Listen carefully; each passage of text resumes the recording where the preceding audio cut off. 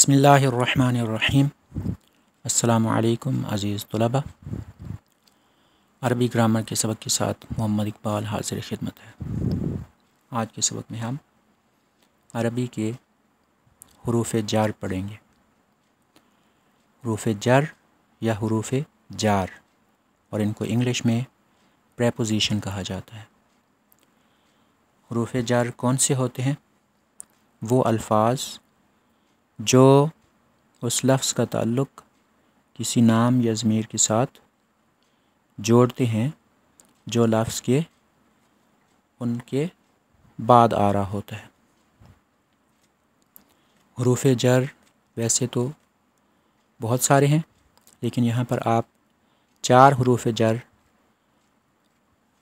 इस सबक में और इस सफ़े पर पढ़ रहे हैं, और वो हुरूफ़ जार हैं फ़ी, अला, मिन और इला। फ़ी का मतलब में है,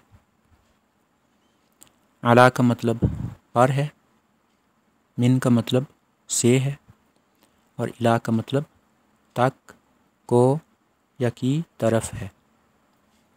अगर आप गौर करें तो ये हुरूफ़ हमारे उर्दू में भी इस्तेमाल होते हैं। बाज़ हुरूफ़ जार हमारे रोज़मर्रा में इस्तेमाल होते हैं, और बाज़ दूसरे अदबी उर्दू में या लिटरेचर वाली उर्दू में बकसरत इस्तेमाल होते हैं। अब यहाँ पर हम आगे ज़रा पढ़ते हैं। जब हर्फ़ जार किसी इस्म से पहले आता है तो वो इस्म मजरूर हो जाता है। आपको याद होगा हमने इससे पहले रफ़ा और मरफ़ू पढ़ा है। अब यहाँ पर जार और मजरूर है। जार क्या होती है? जार की कई सूरतें हैं, और उनमें सबसे आसान सूरत आपके सामने अभी पेश की जा रही है, और वो है कि किसी हर्फ के आखिर में ज़ेर आ जाना। किसी लफ्ज़ के आखिरी हर्फ के साथ ज़ेर या 2 ज़ेर का आ जाना, इसे जार कहते हैं। और ये कैसे आती है? जब इससे पहले कोई हर्फ जार होता है या हर्फ जार होता है, यानी जार देने वाला हर्फ, जैसे कि आपने फ़ी, अला, मिन और इला पढ़े हैं। तो इसकी मिसाल, अब यहाँ पर अलबैतु लफ्ज़ है, इसके ता पर पेश है, तो इस पेश को हम रफ़ा कहेंगे और अलबैतु को हम मरफ़ू कहेंगे।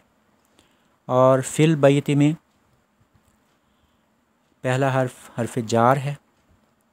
मैंने आपको बताया इसको जार भी कह सकते हैं और जार भी कह सकते हैं। फ़िल बैती, यहाँ पर ता के नीचे आपको कसरा नज़र आ रहा है, ज़ेर नज़र आ रही है, इसको जार कहते हैं। और अलबैती इसको मजरूर कहेंगे, यानी ऐसा लफ्ज़ जिसके साथ जार है। अब इससे अगली मिसाल देखते हैं। अल-मक्तबु में बा के ऊपर आपको पेश नज़र आ रहा है, इसको रफ़ा बोलते हैं, और अल-मक्तबु को हम मरफ़ू बोलेंगे। और इसी लफ्ज़ के साथ जब हर्फ जार आ गया है अला, जैसे अलल मक्तबी, तो अब अल-मक्तबी के बा के नीचे आप देखें ज़ेर है, इसको जार कहते हैं, और अल-मक्तबी को हम मजरूर कहेंगे। इससे आगे अल-मस्जिदु है, इसके भी दाल यानी आखिरी हर्फ पर पेश है। अल-मस्जिदु मरफ़ू है, दाल के ऊपर रफ़ा है।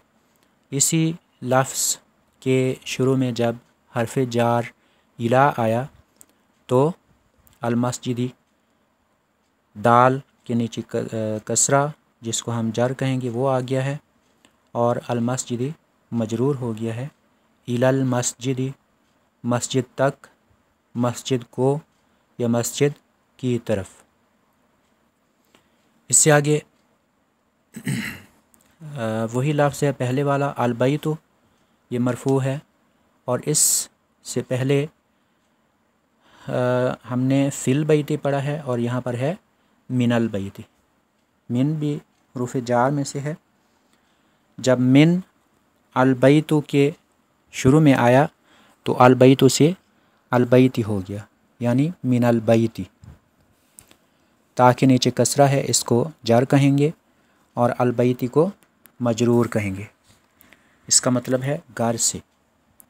अब यहाँ पर एक वजाहत है कि मिन से मीना कैसे हो गया, यानी नून के ऊपर फ़तहा या ज़बर कैसे आ गई। तो इसके लिए कायदा है कि जब मिन के बाद अलिफ लाम आ जाएगा तो मिन से मीना हो जाएगा, और मीना होने के बाद अगले हर्फ के साथ, अगले लफ्ज़ के साथ जब इदगाम होगा, मिलाप होगा, तो फिर ये एक आपके सामने मिसाल है इसकी, मिनल बैती, यानी नून ज़बन्ना ये भी आ गया और इसको आगे मिलाया है तो मीना अल बैती नहीं है बल्कि मिनल बैती है, और मिन अल बैती भी नहीं है बल्कि मिनल बैती, जैसे कि मैंने आपको पहले बताया इस तरह से है।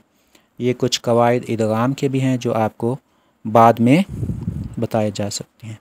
आज के लिए इतना ही है, अगले सबक तक के लिए अल्लाह हाफ़िज़।